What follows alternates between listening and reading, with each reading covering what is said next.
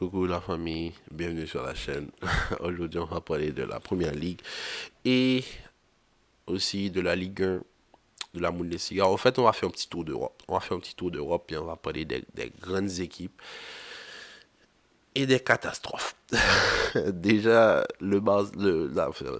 Arsenal qui perd face à Everton. Moi, je vous dis, la défaite est logique. Connaissant le coach qui était en face, Sean Dyche, euh, c'était impossible pour Arsenal de gagner. Je suis désolé, Sean Dyche est reconnu comme étant le des entraîneurs spécialistes en sauvetage de clubs. C'est-à-dire que quand les clubs sont en danger, il les garde toujours en première division. Et c'est l'entraîneur qui adopte la philosophie du strict minimum. Donc, sachant que pour lui, un 0-0, c'est une victoire, Arsenal n'avait aucune chance. Et avec un milieu de terrain que Everton a pu aligner, un milieu de terrain Onana, Idrissa Gueye, l'intensité que Idrissa Gueye, Onana, Doucouré, ils ont apporté au milieu de terrain, ils ont éteint le milieu de terrain d'Arsenal. Éteint. Quand je dis éteint, c'est éteint. Il n'y avait aucune solution. Aucune solution. Et cette intensité-là, ils peuvent l'avoir sur le reste de la saison. Parce que eux, ils vont jouer leur maintien. Donc, Everton, avec le nouvel entraîneur qu'ils ont, ils sont plus dangereux. Si c'était l'Everton de Lampard, Arsenal l'aurait gagné sans problème. Mais là, ils ont un entraîneur qui adopte la philosophie du strict minimum. La philosophie du strict minimum dans le football, c'est la pire philosophie qui peut exister. Parce que ces jeunes entraîneurs-là, ils font pas des non-matchs, mais ils vont gérer et ils savent gérer. Ils ont les consignes adéquates aux situations dangereuses.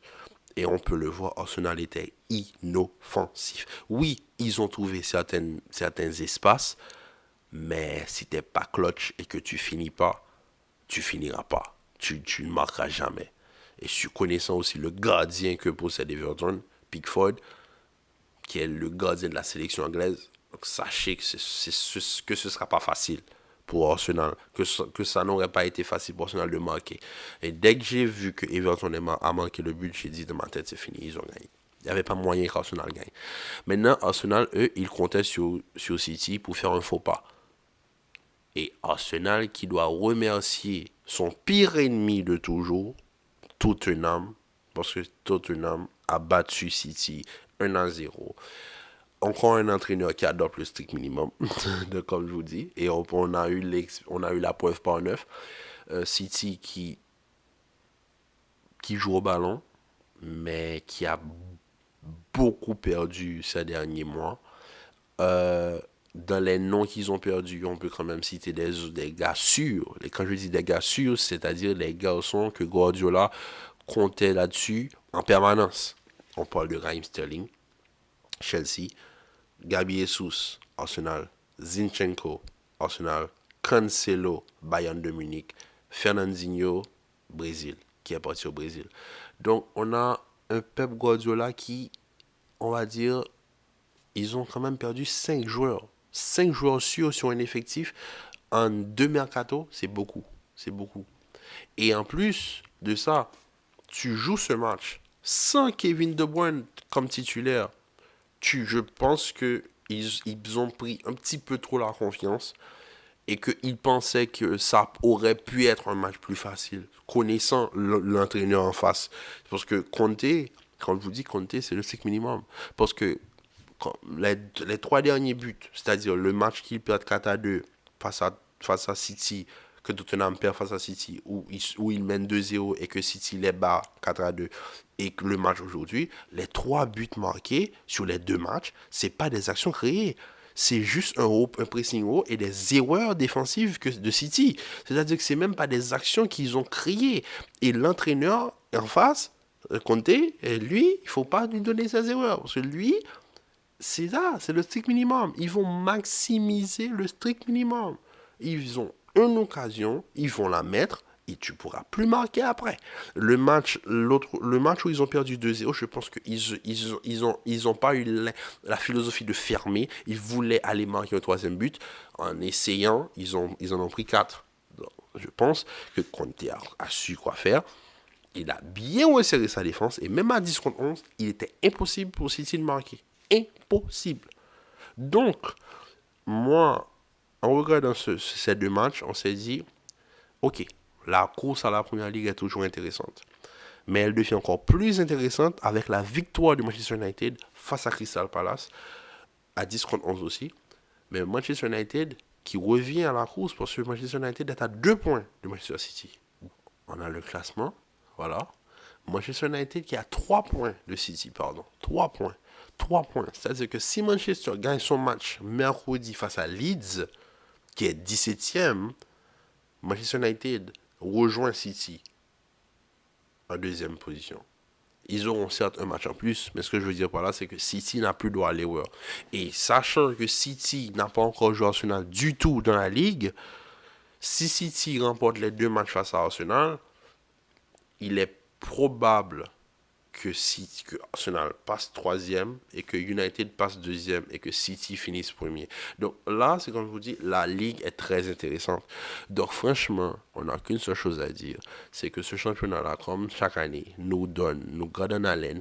Maintenant, pour les autres équipes du calibre de Chelsea et de Liverpool, je pense qu'on a, on n'a pas de mots pour décrire la catastrophe que ces équipes sont en train de nous offrir. Chelsea, qui eux, ils dépensent à tout va, mais pour des résultats médiocres.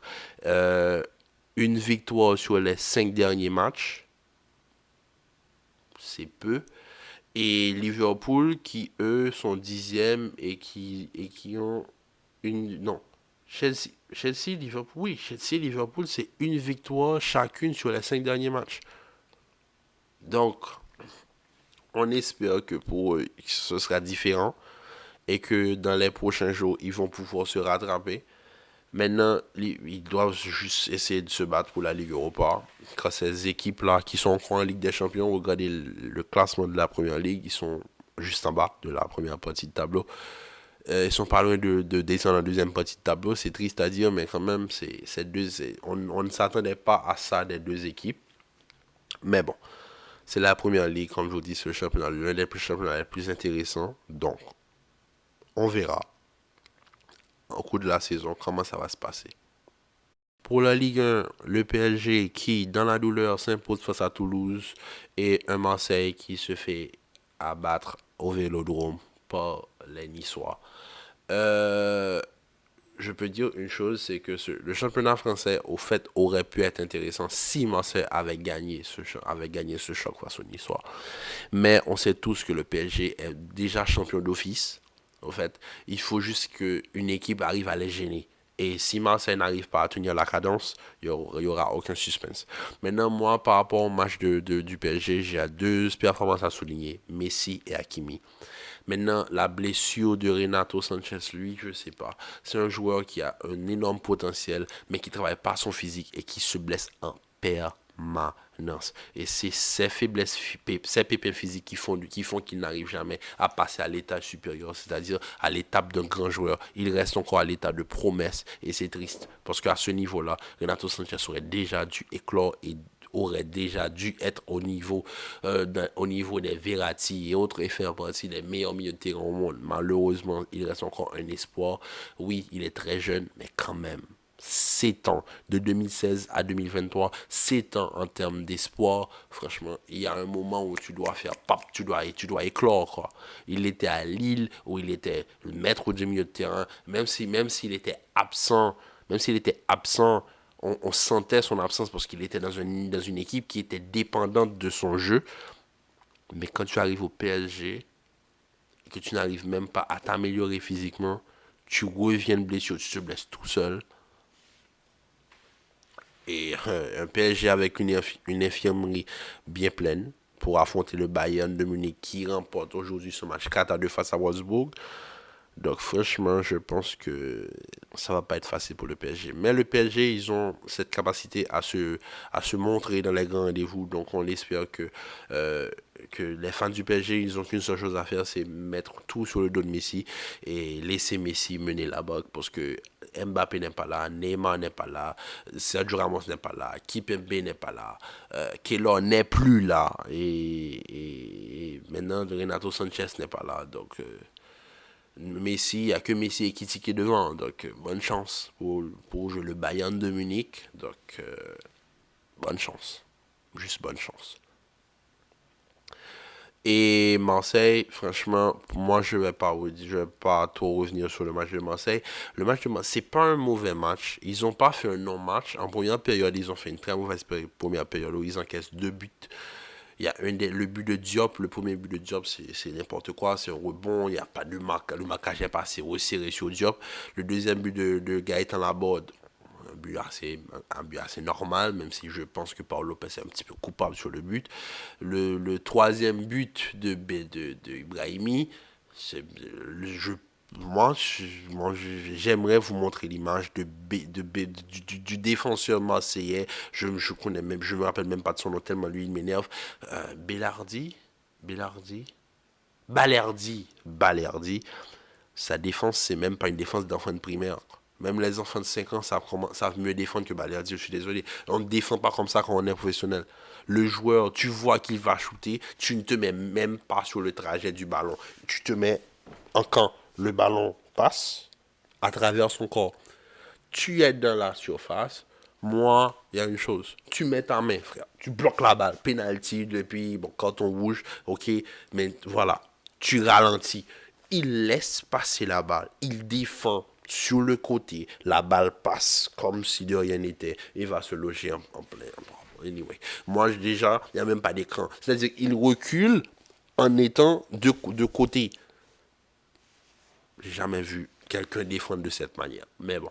Et c'est pas la première fois que les fans de Marseille se plaignent de Balerdi. Mais bon. En tout cas. En début de deuxième période, Marseille aurait pu revenir. Mais des mauvais choix. Jonathan Klaus, Alexis Sanchez, Malinowski, Unai qui aurait peut-être dû rentrer un petit peu plus tôt dans le match.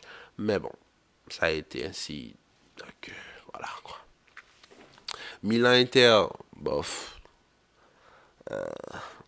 Milan quoi.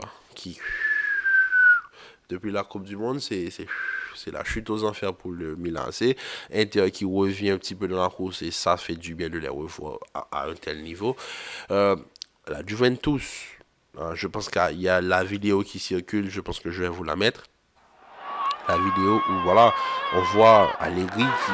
Tout ça, c'est juste pour que Di Maria rate un but. Mais je pense que lui, il commence à en avoir ras-le-bol de cette équipe, de ces joueurs, parce qu'on ne peut pas investir autant dans une équipe et donner ça, quoi. Ça n'a aucun sens. Je pense que Allegri, il est fatigué, il en a marre, et ça se voit, ça s'entend. Son cri, là, c'est un cri de désespoir. Il est fatigué. Et franchement, moi, à sa place, je me dis, c'est triste. La S Roma qui gagne un doublé de Dybala, doublé de Tamine Abraham, en termes de double passeur de Abraham, double buteur pour Dybala. Donc franchement, la Roma qui joue un très beau football, simple, basique, banal. Il gagne. C'est une équipe qui est en progression constante. Donc, c'est une équipe qu'on va retrouver très bientôt en Coupe d'Europe. Et c'est déjà une très bonne chose. Beau travail de José Mourinho qui arrive à remettre la Roma sur la scène européenne. L'année dernière, il remporte la première édition de la conférence. Et maintenant, il est encore, je pense, en Ligue Europa, si je ne me trompe pas. Et en Ligue Europa ou en Ligue Conférence, je ne me rappelle pas. Mais on sait tous que la Roma, la manière dont il joue avec les Pellegrini, Kazuop, Abraham, Dybala, Wijnaldum, Chris Smalling, oui, Patricio dans les buts, on sait très bien que la Roma va rapidement grimper en Ligue des Champions. Rapidement, ça c'est sûr et certain. Maintenant, je pense que c'était tout pour le tour d'Europe. Donc sur ce, je vous dis, prenez soin de vous, likez, partagez, commentez la vidéo et on se retrouve très bientôt pour une nouvelle vidéo. Peace.